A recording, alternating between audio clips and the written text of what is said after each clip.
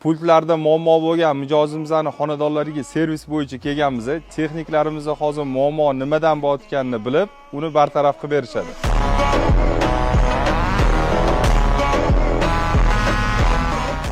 Bu mijozimizda pultlarda muammo bo'layotgan ekan. Eski pultlarni yangi modeldagi pultimizga alishtirib, avtomatikani profilaktika xizmatlarini ko'rsatib berdik.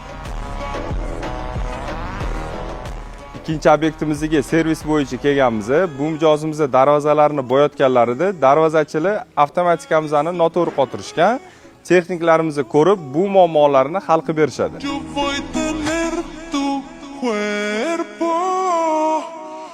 Avtomatikamizni programmalari buzilganiga boshqatdan idealni qilib mijozimizga topshiramiz. Avtomatikamizni ishlashlariga ko'rib baho berib qo'yinglar.